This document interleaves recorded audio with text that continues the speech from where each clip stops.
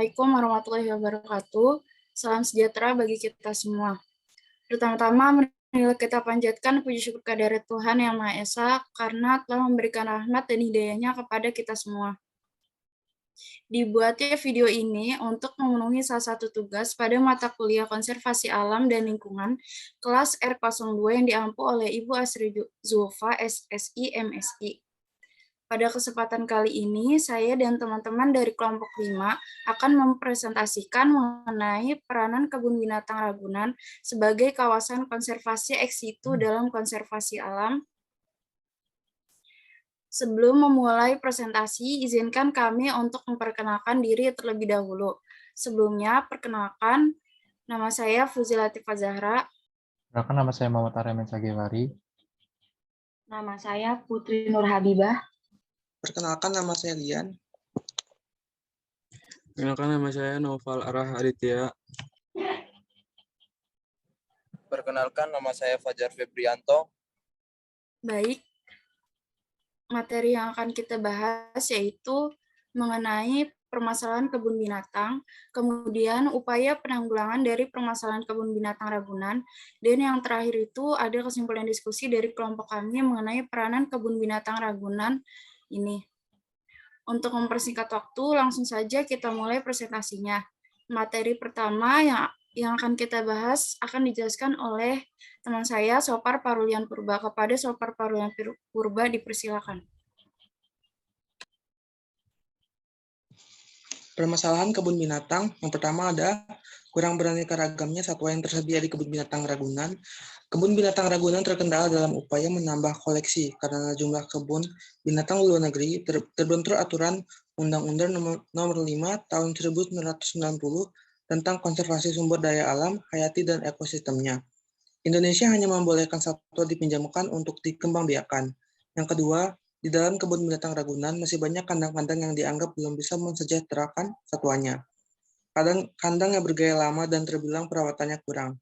Yang ketiga, adanya pandemi yang melonjak di Jakarta membuat kebun binatang Ragunan khawatir akan satwa yang beredar di kebun binatang serta wisatawan yang akan berkunjung.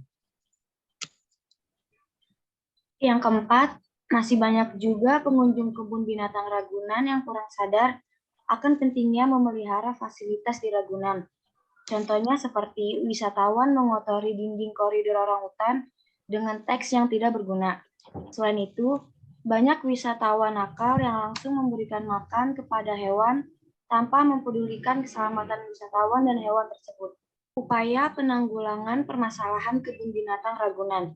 Yang pertama, Kebun Binatang Ragunan melakukan kegiatan kerjasama antar lembaga konservasi berupa tukar-menukar satwa antar unit.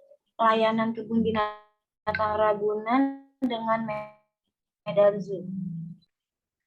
2. Pengelola Kebun Binatang Ragunan sudah melakukan renovasi kandang-kandang satwa yang ada, karena hampir semua kandang di Kebun Binatang Ragunan sudah ketinggalan zaman, dan terdapat beberapa kandang yang kondisinya memprihatinkan. Yang ketiga, sebelumnya Ragunan sempat ditutup untuk sementara pada 16-17 Mei 2021 karena untuk mendukung pemberlakuan pembatasan kegiatan masyarakat atau PPKM Mikro di Jakarta. Untuk menghindari jumlah pengunjung yang membludak, saat ini Kebun Binatang Ragunan buka dengan kuota pengunjung 25% dari kapasitas normal, yaitu sekitar 15.000 pengunjung, dengan melakukan pendaftaran online di situs Kebun Binatang Ragunan maksimal H-1 kunjungan. Selanjutnya, Kebun Binatang Ragunan menghimbau kepada pengunjung agar mematuhi tata tertib ketika berada di dalam Kebun Binatang Ragunan. Tidak memberikan makanan kepada satwa, menginformasikan melalui papan-papan peringatan di sekitar satwa. Kesimpulan diskusi. Kebun Binatang Ragunan didirikan pada tanggal 19 September tahun 1864. Kebun Binatang Ragunan dibuka secara resmi pada 22 Juni 1966 oleh Gubernur DKI Jakarta yaitu Mayor Jenderal Ali Sadikin dengan nama Taman Marga Satwa Ragunan. Kebun Binatang Ragunan memiliki potensi sebagai salah satu kebun binatang sebagai kawasan konservasi ex situ dalam konservasi alam. Untuk menjalankan setiap kegiatan dalam setiap harinya, tentunya Kebun Binatang Ragunan memiliki permasalahan, dan juga untuk penanggulangan permasalahan sebagaimana yang ada di atas. Adapun saran yang kami berikan terhadap permasalahan serta upaya penanggulangan yang sudah dilakukan oleh pengelola kebun binatang Ragunan, yaitu sebaiknya papan petunjuk jalan yang ada di kebun binatang Ragunan didesain ulang yang lebih kreatif dan inovatif agar pengunjung tidak kebingungan untuk mencari satwa yang ingin ditemukan.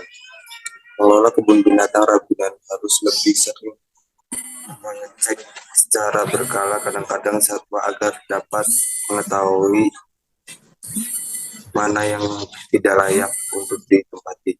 Kesimpulan diskusi yang kedua dari kelompok kami, yaitu apabila ada yang melanggar peraturan pengunjung, jangan sungkan untuk saling mengingatkan dengan baik-baik.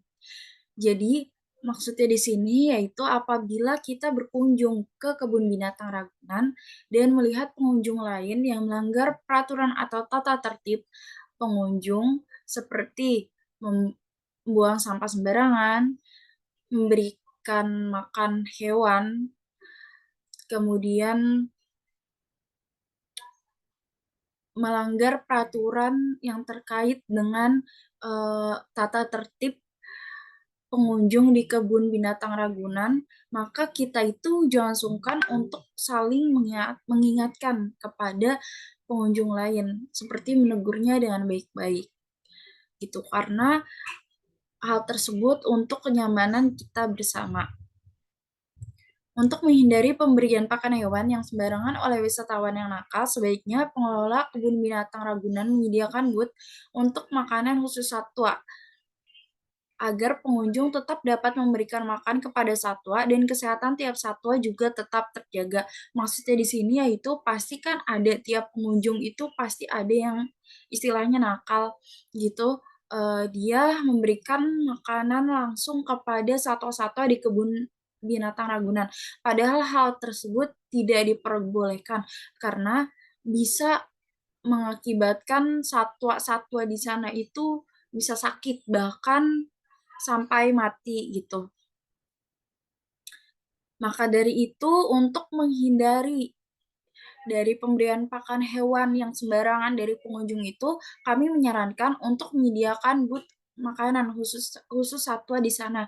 Misalnya satwa di sana itu butuh makanan atau biasa mengkonsumsi sayuran. Nah, sayuran yang bisa dipakai itu seperti contohnya wortel. Jadi di booth itu disediakan makanan khusus untuk satwa-satwa seperti wortel tersebut. Kemudian nanti pengunjung bisa membelinya di booth tersebut dan secara mandiri pengunjung itu memberikan makan kepada satwa-satwa di sana. Hal itu juga dapat meningkatkan pendapatan dari kebun binatang Ragunan itu sendiri. Baik, demikian presentasi kami mengenai peranan kebun binatang Ragunan sebagai kawasan konservasi ex situ dalam konservasi alam pada mata kuliah konservasi alam dan lingkungan.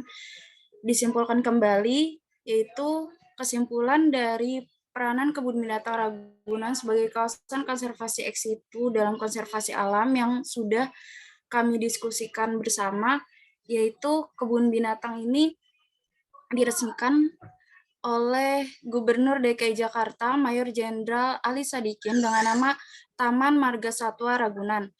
Kebun Ragunan ini memiliki potensi yang sangat bagus, merupakan salah satu kebun binatang sebagai kawasan konservasi ex situ dalam konservasi alam. Beberapa saran yang sudah kami ajukan tadi sudah dibacakan oleh teman saya. Ada 2 saran. Yang pertama itu sebaiknya papan petunjuk jalan yang ada di kebun binatang didesain ulang sehingga bisa lebih informatif dan lebih kreatif agar pengunjung itu tidak kebingungan untuk mencari satwa yang ingin ditemukan. Dan untuk saran yang kedua itu, apabila ada yang melanggar peraturan pengunjung, maka kita jangan sungkan untuk saling mengingatkan dengan baik-baik. Jadi kita sesama pengunjung lain itu harus saling mengingatkan baik-baik jika ada pengunjung lain yang melanggar peraturan di kebun binatang Ragunan. Juga terutama apabila ada wisatawan yang nakal memberi makanan kepada satwa-satwa di sana. Dan sebaiknya menurut kelompok kami itu Kebun Binatang Ragunan bisa menyediakan booth untuk makanan khusus satwa, di mana pengunjung bisa tetap memberikan makan kepada satwa dan kesehatan tiap satwa itu bisa tetap terjaga. Demikian presentasi dari kami. Mohon maaf apabila terdapat kesalahan atau kekurangan dalam penyampaian materi dari kelompok kami. Semoga bermanfaat. Terima kasih atas perhatiannya. Wassalamualaikum warahmatullahi wabarakatuh.